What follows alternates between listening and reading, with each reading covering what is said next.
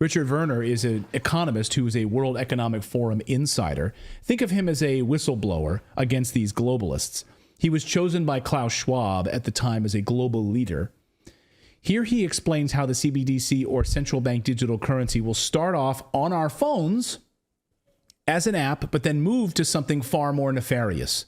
An implant in your hand. Yes, a chip in your hand. Listen. And what people don't mention is, what do these CBDCs actually look like? You know, at the moment, there's a bit of talk about this being phone-based apps. And yes, that is the initial phase. But what was already ready around 2015 is the ultimate goal. What they really want, apparently, I was told by a central banker, is, you know, CBDCs looks like a small grain of rice that they want to put under your skin, which is, in my view, a violation of human dignity. And they realize there is a hurdle. So to get people to accept this, there will be, you know, why suddenly all the billionaires saying, let's have universal basic income? Because the story is going to be, oh, now we've created this vast unemployment and disruption and crises. Well, we need universal basic income.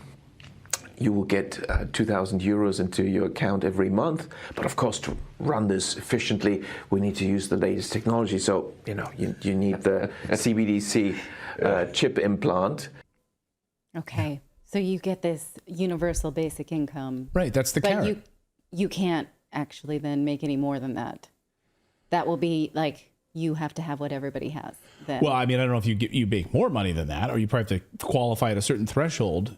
But, you know, would you be willing to go along with, this is the question, and it's going to work.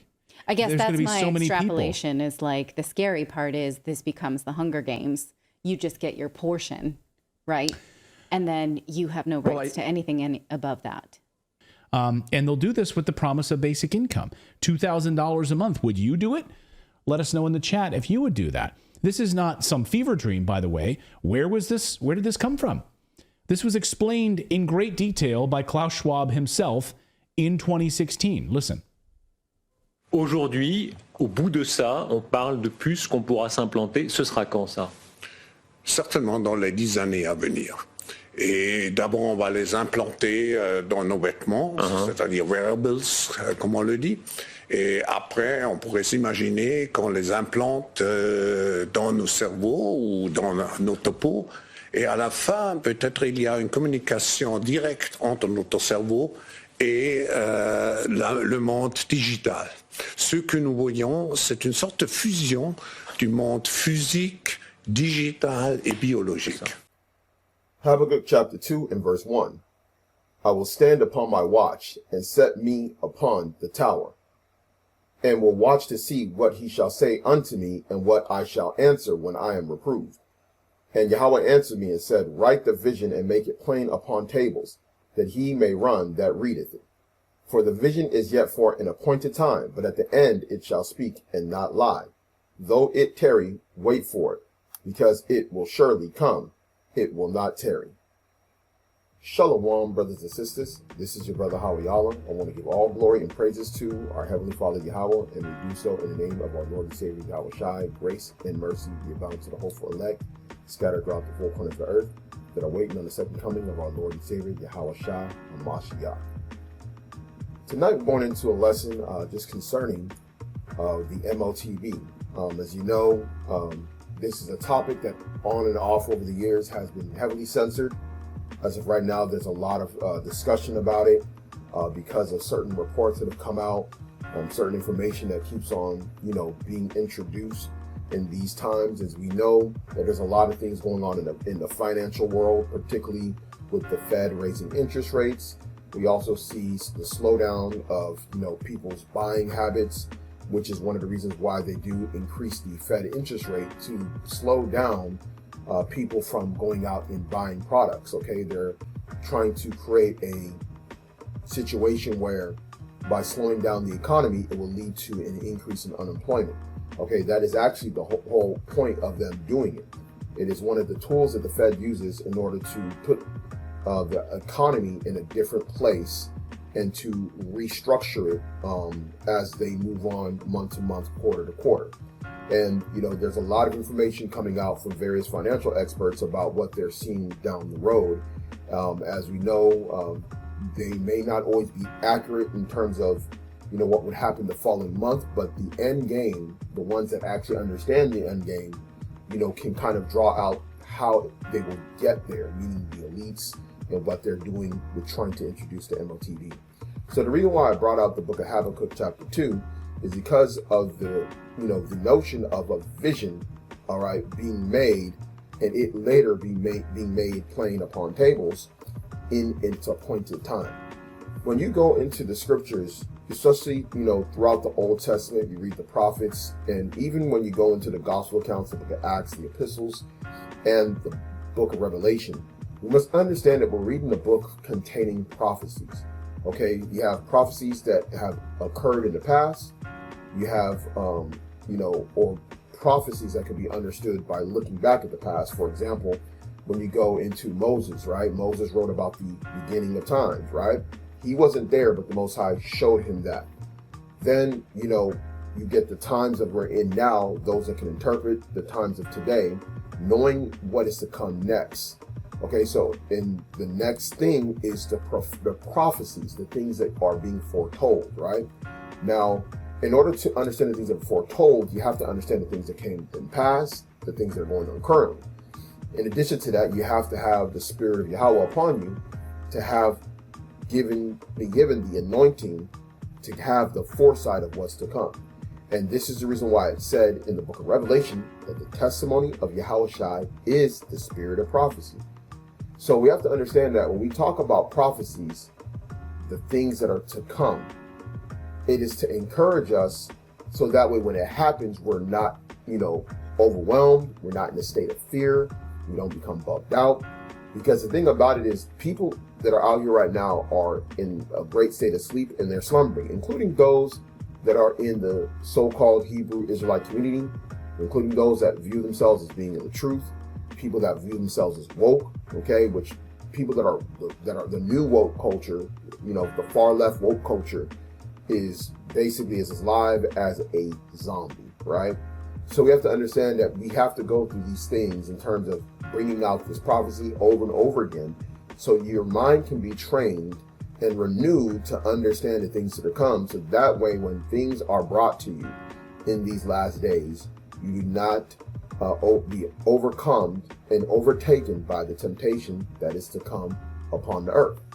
So I'm going to go into redacted. Okay, now redacted is I would say that they have taken over as far as those who bring out what people call conspiracy theories. One of the things that they do very well is they actually bring out very good sources, videos, articles from reputable sources to tie everything together.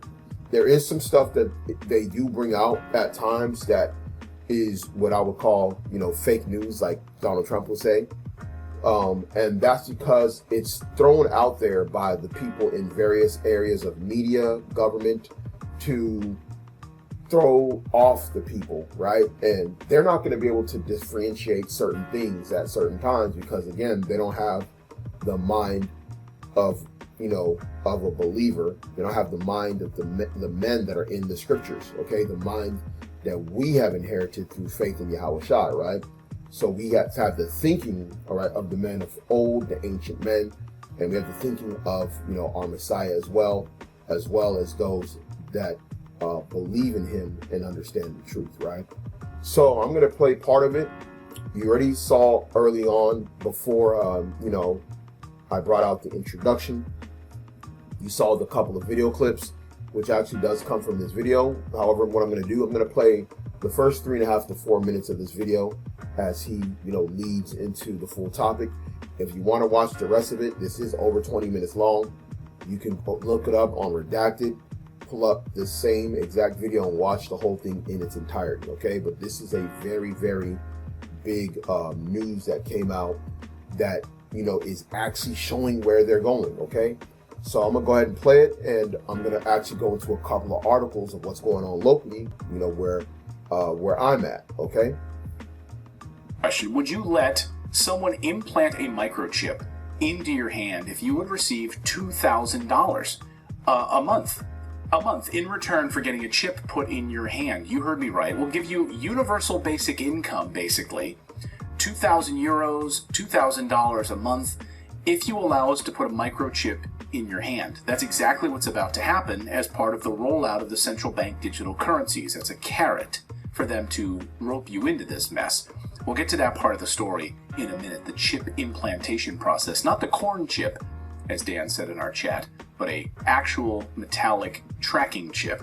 But a new report just published this week by the Bank for International Settlements explains how our new digital money system is about to work. We've been warning you that this was coming for a long time on this show. Also, we weren't the only ones predicting this.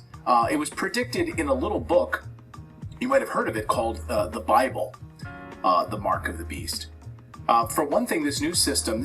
See, and he said this, and people are out here, you got people in the Israelite community that are against this, and a lot of people try and credit like Alex Jones and certain men for bringing out this information, but the person who actually created the RFID technology, after it was created by him and his team, he actually did an interview. I believe I might have actually posted a video on one of our old lessons. Unfortunately, I don't remember which one it was. I don't know if I re-uploaded the actual video or did a lesson on it itself, but he talked about how afterwards he came to his realization that what him and his team had created in the project that they were given to create was going to lead to the MOTB, and he felt very guilty about it. And that's the thing, a man's going is of the Lord to help he understand his own way. So the Most High will seal an instruction, okay, and put instruction inside of him while he's sleeping, and to take away pride from man that he may withdraw him from his purpose. So we know that the Most High is going to do that, and this is the reason why this is such a heavy thing, because here it is, we're thinking, and this is very important for you brothers and sisters to understand. The will of the Lord is the will of the Lord, okay? If it's meant for somebody to be a believer and be saved and be of the elect, it was already written aforetime, and the Most High is opening up that path for a way of salvation for that person. If that person is meant to receive damnation, the Most High has also opened a path for that person as well, okay? And also in regards to taking the chip, okay? So we have to understand, that's why we have to humble ourselves when it comes to this and meditate upon this, and don't think that we're incapable of coming up to this temptation. This is the reason why it's important for you to pray, fast, fellowship, believe, talk about the things to come on the other side of this tribulation, so that way you will keep your faith in believing that as long as you endure to the end, you have a chance at salvation, and that you are going to be in that position, hopefully, to be delivered in the time of trouble. Okay? So we have to talk about these things. We have to meditate upon these things. Okay? And you have a lot of people that they're in a state of weakness because they are accustomed to certain things in their life. They're accustomed to a certain lifestyle, or they may have been, basically submitting themselves to the wrong type of people in regards to the lifestyle that they live, their spouse, an out of order marriage, like we talked about for years, okay, about how dangerous that is and what it can lead to. And then also people that are concerned about the future of their child, right? Because they're looking at, if they don't get certain things, their child is going to miss out on X, Y, and Z, or they're not going to have the lifestyle that I'm trying to build for them. And these are the things that catches them up to end up being put in a position where they'll be tempted to take the MOTB. Okay? So he just brought out the Bible. We're going to go further into what he's going to say, because he did talk about the digital currency, the CBDC, which we've been talking about. I've been talking about this for years, going back to, 2015. You can hear me talking about blockchain technology, digital currency, cryptocurrency system, how they're going to do it in the spirit. A lot of stuff was revealed to me and to, certain other brothers over the last few years about this system. And some of the stuff is actually taken down on our actual channel. Some of the stuff we uploaded on the BitChute page. But some of the stuff is, so deep that, this is the type of information that can later on be blocked. Even this lesson can be later on be blocked. Okay, so we have to be mindful of it, watch it, and digest it and understand. This is how this new system would operate. According to them, the Bank for International Settlements, the new reserve currency, forget the dollar as you know it, basically. This will be the new reserve currency, which is how they want to label it and how they are labeling it. This would be used to settle all transactions. As everyone moves away from the US dollar right now, this seems like perfect timing to be moving to this new system. So are they purposefully torpedoing the US dollar in preparation for a global new reserve currency? One might wonder, right? We don't believe in conspiracy theories around here, but you have to wonder. It could include the confiscation of all property, physical property. By assigning it, every item would receive a real world. Every real world item would receive its own unique digital token. So, what do you guys think? So basically, this is going into what's known as tokenization. And, a very interesting thing is that you had these what you call the NFTs. The NFT was what's called the non-fungible token. Okay, people were literally buying digital, what they believed to be was digital assets, digital art, digital imagery, sometimes even videos, and the like. And if you remember, during the time of the shutdown, that became a very big thing, and that whole market of NFTs has practically crashed.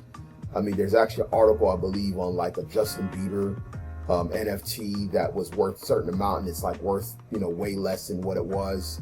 So there's information out there about it, but why were they able to do that? Because they're trying to integrate a system by putting in the minds of the masses, a tokenization. Okay, and they started with something that was non-fungible, intangible. You can't hold it, but you own the rights to this digital token, or this digital thing that's tokenized for your proof of ownership, and only a certain amount of people can own this digital token. It's no different than somebody going and getting some Jordan 11s, right? Fox 46's John Donnelly live right now in North Harris County. His feet not in the shoes. John. Yes, no, I do not have any of those shoes myself, but there are a lot of people here who have them.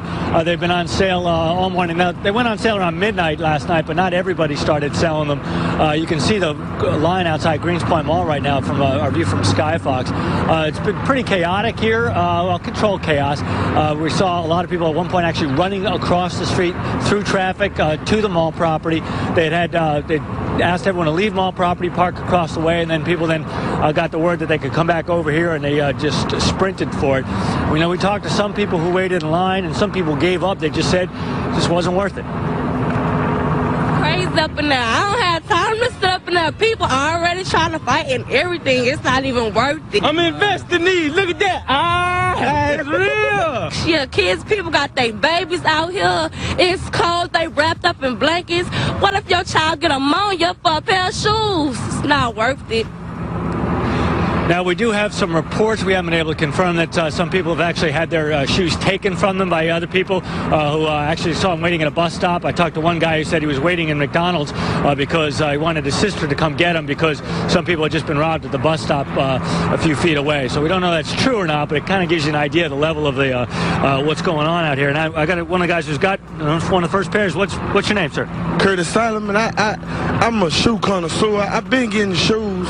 It was crazy out here. Like, me and a group of my friends, from Lakewood, we get a lot of money, so it's nothing to us to buy shoes. Man, we just came up here, to have fun. Like, we get money, boys. We get money.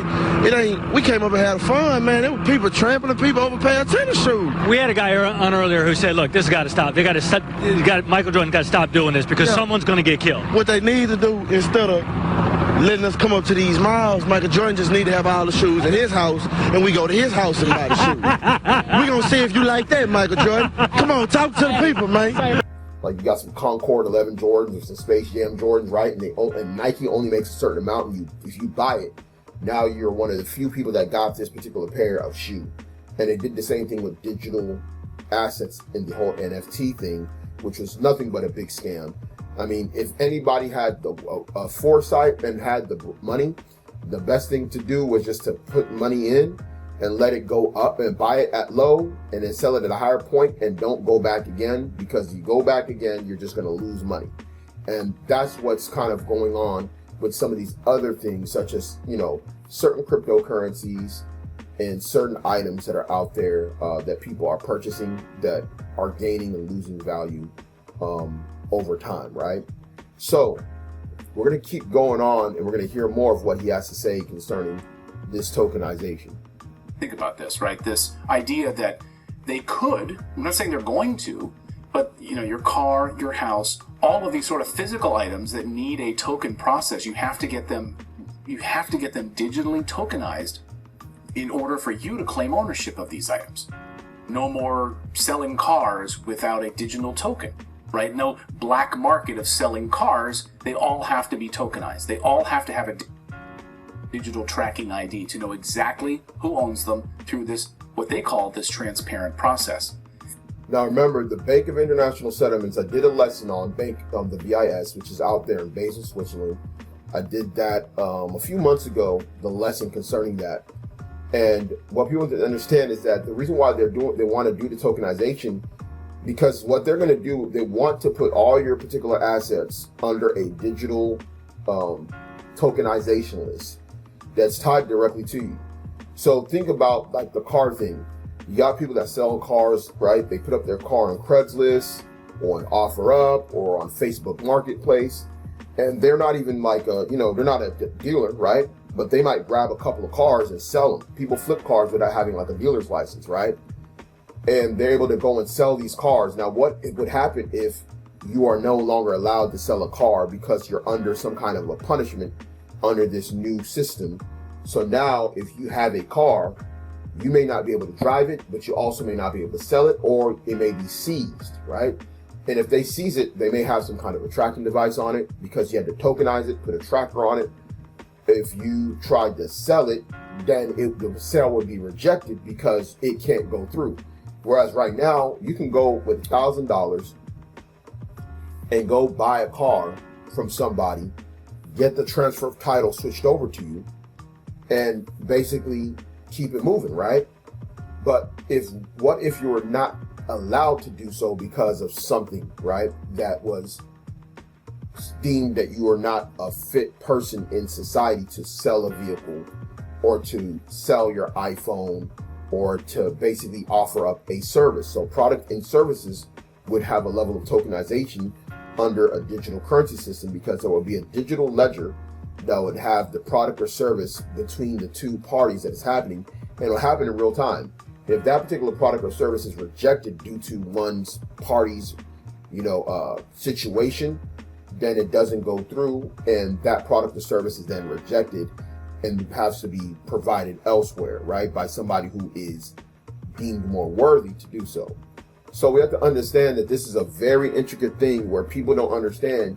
You're not going to just be able to just go and get a certain service or a product done for you without this being done. What do I mean by that?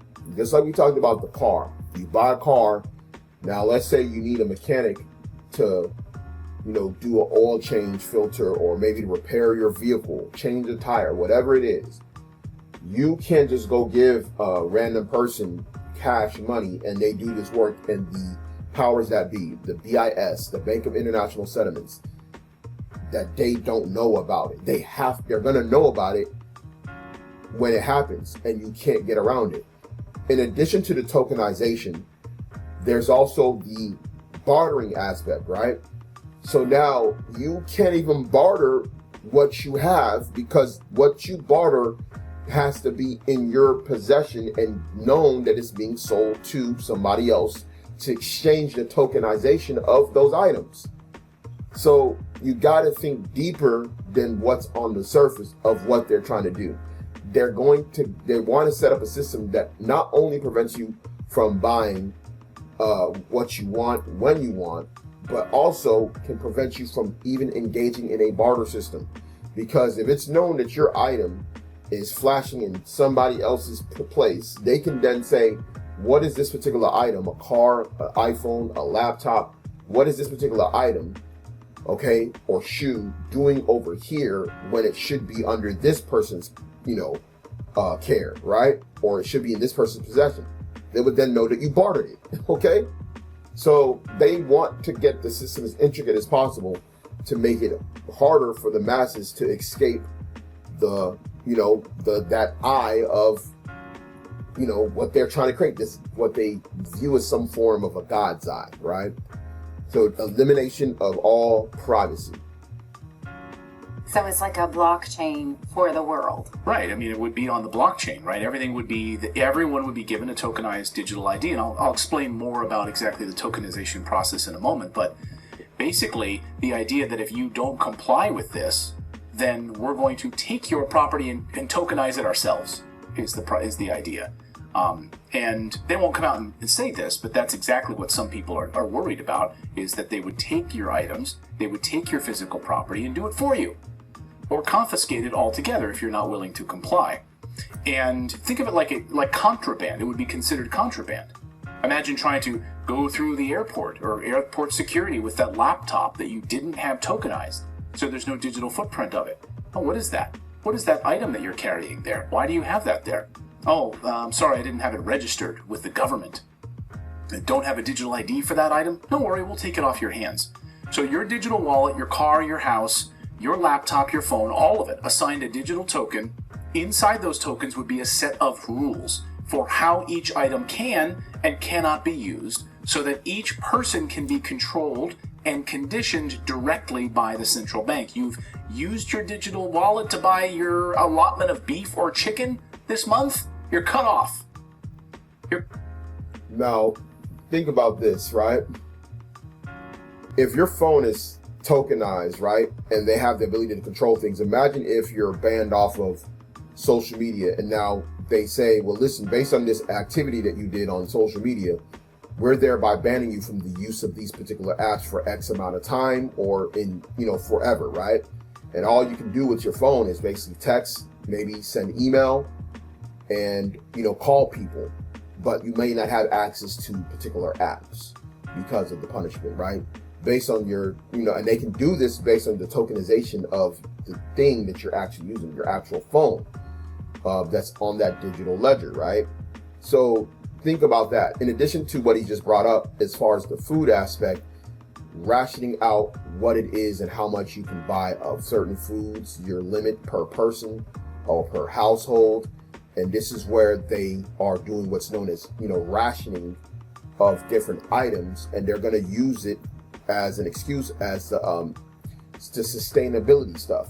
If you recall some time ago, and I know there may be certain brothers that maybe remember the lesson, but I went into the United Nations Initiative of Sustainability, all right, which will basically limit the use of certain resources into a level of rationalization, or rationing these particular things to quote unquote save the environment. Okay, so this goes very heavy. This is all tied together like a Charlotte's web. Okay, so we have to understand that it's so many layers to this, and that's why sometimes when I do these lessons or we talk about these things, we have to bring it out piecemeal because it gets so deep and heavy that you may get lost in the understanding of how this thing works.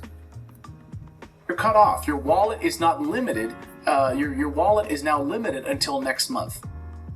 And by the way, you think this is like a conspiracy theory.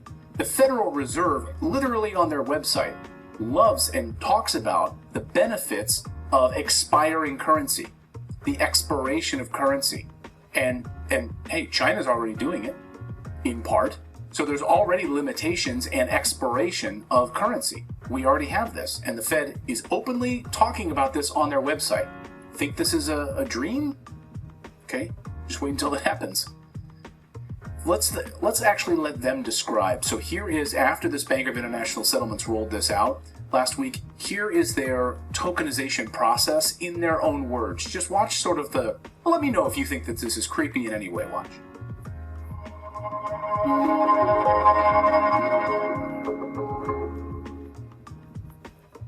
Tokenization is more than just a digital representation of money and assets. It involves digital representation on a programmable platform, which means that tokens can incorporate the rules and logic governing transfers, as well as the information about the asset itself. Now, currently, money and other claims reside in separate databases that are connected through third-party messaging systems, meaning that transactions need to be reconciled separately before being settled with finality. Tokenization makes all this one seamless operation. Tokenization is well suited to resolve incentive and information problems. Think of an example where a buyer would like to pay when the goods are delivered, while the seller would like to deliver the goods when the buyer pays. Tokenization can solve this problem by executing both transactions at the same time. So, two real-world applications. So they talk about this. They talk about this tokenization as solving these problems, right? It involves the representing the ownership rights of real-world assets as digital tokens on a blockchain. In other words, you own a car, and that's confirmed because there's a digital token saying you do, and it's confirmed on the blockchain.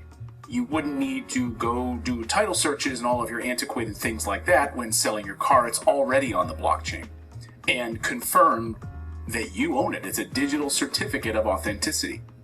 They'll sell it to us as a way to speed up the banking process, as he was just doing, as Hui Xin was just doing. Right now, there are 10 steps in order to wire money to someone.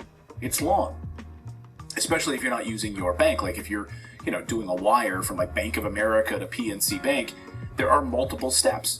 Each bank needs to. And that's why we talked about like the instantaneous transactions done under the CBDC. Okay. We talked about the FedNow in the last lesson to understand why they're implementing, such a process to evolve what they're trying to set up, right? So now, what I'm going to do, because the video is 20 minutes long, and I want y'all to probably catch the rest of it separately. But what I'm going to do, I'm going to stop right here, and I'm going to go into a couple of articles. One of them that I seen today, and one of them I looked up. I think later on, but some of these actual articles, they keep re-popping up, which is good because I have an app that's the breaking news app, and sometimes they'll send an article that may have been from like last month, and it'll be relevant to something that's going on now, and I'll pull up the article and it'll be like, oh dang, okay, it's from June or from a couple of months ago, which is cool because this is important information for us to go over anyway. So now what I'm gonna do, I'm gonna show you, in fact, let me see if I can play this video. Put the volume down a little bit. Okay, so there's no. Basically, it's going to go over the program in Texas. Okay, so as you see in the article, undocumented immigrants might get $500 monthly payments in Texas. Now, you heard what they said in redacted about the $2,000 a month, the universal basic income. What I'm going to do, we're going to go ahead and read this, and I'm going to show you where they're doing this at as far as in the Houston area. Now, it says here, some undocumented immigrants in Texas could see monthly checks of $500 for a year and a year and a half as part of a new county program aimed at assisting families living in poverty. This is where I told y'all about this whole global citizen thing. Okay, what people have to understand about the Western world, and it's funny because if you read the rest of Habakkuk, it talks about how we'll go ahead and get it real quick in verse 5. In fact, we'll go down to 4 because that's why I stopped at verse 3. This is Habakkuk chapter 2 and verse 4. Behold, his soul which is lifted up is not upright in him, but the just shall live by faith. Interesting that this program is called Uplift, which is so the soul which is lifted up is not upright in him, but the just shall live by his faith. So the just, the faith, we're going to have faith. Okay, if you're the elect, you're hopeful elect, you're going to focus on living by faith. Okay, the just will live by faith. They will not live on him that smote him. They will not stay upon him that smote him. We're going to focus in on faith, the things that are eternal, not the things that are carnal. Okay, understanding that it's a temporary test that we have to get past in order to get an access to the kingdom, okay, the heavenly crown. Now, verse 5 says, yea, also, because he transgresseth by wine, he is a proud man, neither keepeth at home, who enlargeth his desire as hell, and is as death, and cannot be satisfied, but gathereth unto him all nations, and heapeth unto him all peoples. Okay? This is the reason why when you look at Europe, Canada, United States, okay, they take on all these different nations, okay? They take on people from all over the world. The undocumented immigrants we know are talking about those that are coming from Latin America primarily, and they are, found in large numbers coming in, and they're putting them in these different temporary housing places. They've sent them to Chicago, they sent them to New York. There's a bus actually from Texas that's sending them to LA. This is actually what's going on right now. Like literally, you can see it on the news. There's a bunch of articles on it. There's a bunch of videos on it, okay? And they are going to use them, okay, as a way to implement these type of programs, okay? In fact, California is expecting to make, I believe, 2.5 million more houses over the next few years to basically provide housing to more people. In addition to what will be, even in LA, different UBI, Universal Basic Income programs, okay? This is all this is, okay? This is to bring the people, the masses, under this complete control and obedience, all right, to the New World Order, okay? So it says here on Tuesday, a pilot program offering monthly cash payments to low-income residents in Harris County, which includes Houston, passed with 4-1 vote. The Universal Basic Income Program, which he talked about in the video, also known as the Uplift Harris Program, allocates $20.5 million from the American Rescue Plan Act to 1,400 to 1,600 families who would receive $500 per month for 18 months. During the vote, Harris County Judge Lena Hidalgo, an advocate for the program, said the payments would go to the residents of the 10 poorest neighborhoods in the county, including people in the undocumented community. So not only will people in the 10 poorest neighborhoods in Harris County, which is Houston, which the main city in Harris County is Houston, it'll also include undocumented people, right? Those that are considered undocumented immigrants, or what they also used to term illegal immigrants or illegal aliens, okay?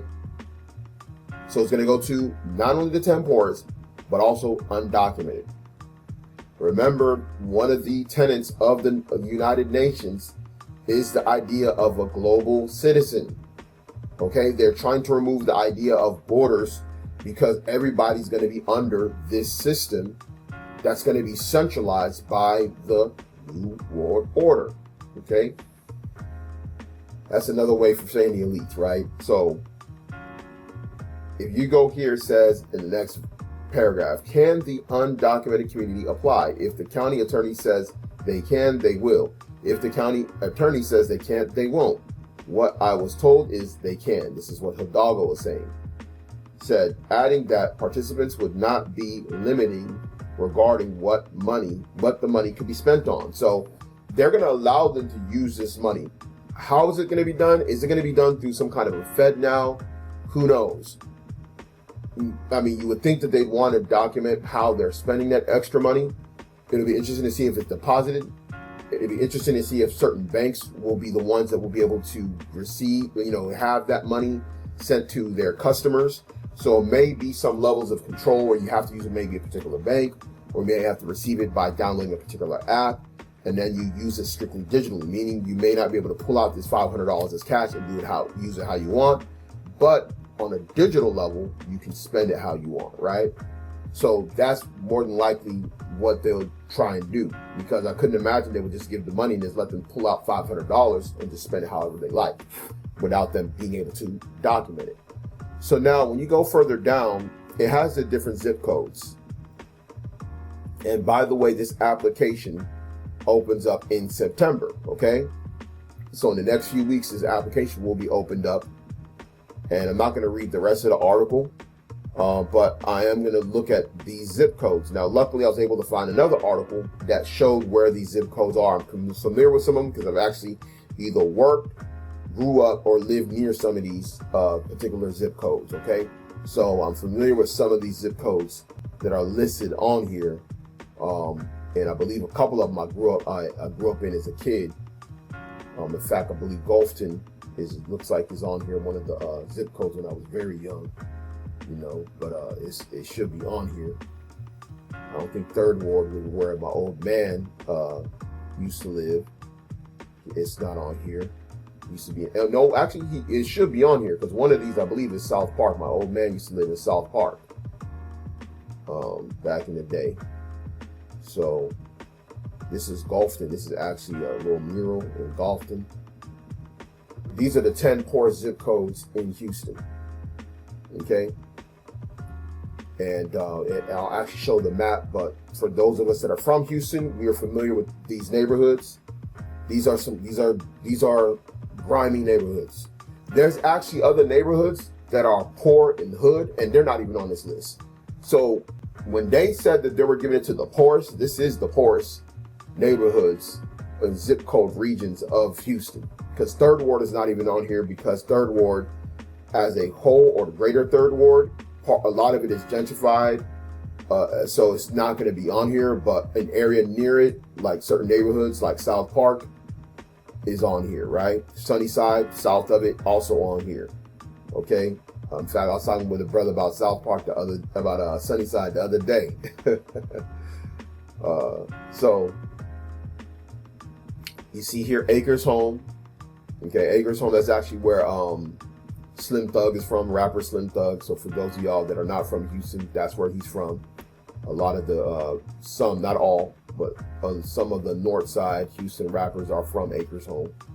You have East Tex Jensen. You know, it's basically nothing. It's a dust bowl over there. It's really nothing over there going on. And you can tell it's poor. It's run down. There's a lot of older shack houses over in those areas. And you have Forest Acres, Galena Park, okay, which is on the east side. Which I'm kind of surprised Galena Park is on here because I know at one point Galena Park, that area used to be kind of considered like a suburban area, but over time it got kind of it got grimy over time.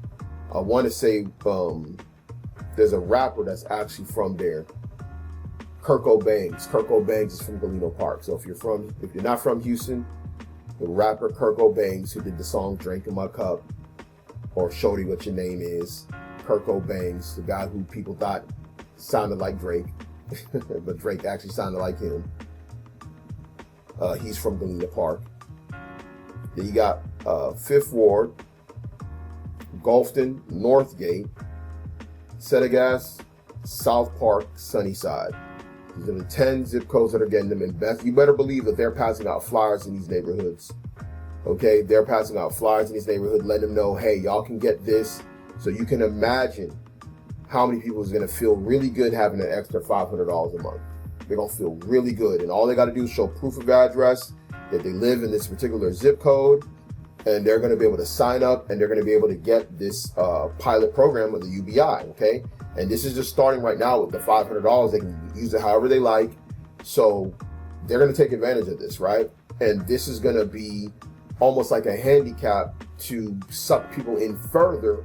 And remember, a lot of people that are living in these zip codes, they already, the single mother homes. We talked about, you know, the vintage failing, okay?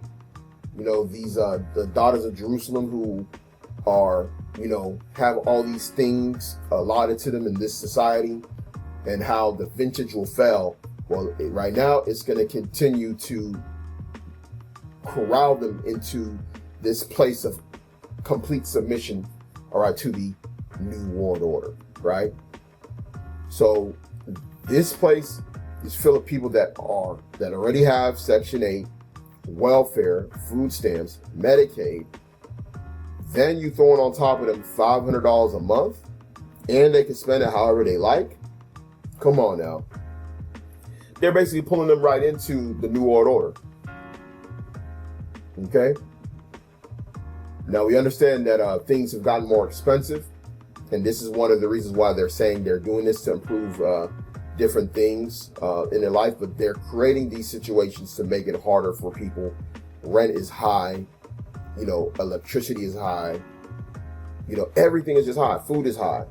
I mean, it's crazy right now around the country. And you can see it with the crime wave, with a lot of breaking and entering, stealing going on, stores being ransacked, jewelry stores being broken into, I mean, I seen a video today where people broke into a lens crafter and stole glasses at lens crafters, bro. It's getting really that crazy. So it says what the program aims to provide, according to officials, are opportunities to reduce income volatility, increase employment, improve food security, provide housing stability. Other proponents mentioned included improving physical and mental health and improving children's development and learning. Now remember, this is going over $500 a month over 18 months. They can end this program. Now, I'm gonna give you an example of what can happen to someone that gets into this program. And I would recommend that, you know, if a brother or sister lives in one of these areas and is thinking about getting this, that they get in contact with us before they actually do it, so we can read the fine line print about what this is all about. But you have to factor in that if this thing ends in 18 months and let's say a brother or sister goes and gets a car, because now they have this extra money where they can go and get a vehicle. Now they have to factor in that what happens if after 18 months you don't get this extra $500 to help you pay this car note. What are you going to do, right? Or what if you get this extra $500 so you can basically get a better housing, and then now it's gone and then you can't afford the rent? What are you going to do? So we have to be mindful of the trap that they potentially could be creating for those that will be living in these particular areas. Now here's the map of these different neighborhoods. Okay, as you see,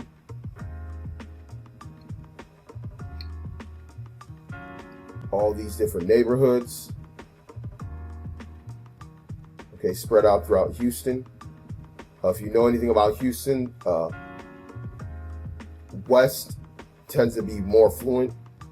Okay, like once you start getting here inside the loop towards downtown, Midtown, River Oaks, you know, all these different areas, the medical center, that's why you don't see much poverty here. And then as you go westward towards, you know, Memorial, on the Katy Freeway, these get more affluent. And then of course the different surrounding suburbs, you know, are not going to have poverty. Plus most of this area is really where Harris County is. It'll be interesting to see if they'll do in other counties, okay? And if they designate certain areas as needing this program, we'll have to wait and see. But as of right now, they're just talking about Harris County, and these are the areas within Harris County, okay, that are affected by it. So this is Gulfton. I'm gonna go ahead and click on some of these. It's gonna allow me to. So that's Gulfton. It's right here, Sunnyside. Okay, this is South Park. Okay, it's where my old man used to stay back in the late 70s, early 80s. Then I was raised in Gulfton for a little bit before we moved to A-Leaf, which is in this area, like south of it. You know what I'm saying? But these two neighborhoods, I know I've been there, you know, a few times over the last few years. And, you know, these are places you don't want to be, bro. Like I'm telling you, if someone is from these areas, bro, they are going through it, okay? They're going through it. You know, this is predominantly more of the northern tribes here at Gulfton now. But these two areas, Sunnyside, South Park, is about 95%, you know, so-called black or Southern Kingdom. Galena Park is about 50-50. And then the rest of these neighborhoods, this is Fifth Ward. It's predominantly so-called black, but they're gentrifying this area actually. They're gonna name it, I believe, the Houston Heights or something like that. Houston North something, North River, Houston North River, River North neighborhood. So they're already gentrifying this area anyway. But it is, you know, big neighborhood. Big neighborhood is Fifth Ward. And then you got here, set of gas, nothing popping over here, bro. Like nothing popping over here. I had an aunt that actually worked over in this area at LBJ Hospital. Ain't nothing popping over there, bro. I know. Anybody that's from Houston knows, man. Same thing with this area. It's kind of in between a lot of areas, but this area, a lot of stuff be going down. And East Tech Jensen, though. And then you got Forest Acres. Okay. Then you got Acres Home. South of this area is being gentrified, but this is Sylvester Turner Park. It's the mayor's Sylvester Turner. He's from Acres Home, by the way. Okay, this is exactly the area where a lot of the Swisher House guys are from. They're from Acres Home or surrounding areas, but a lot of these areas south of it is being gentrified.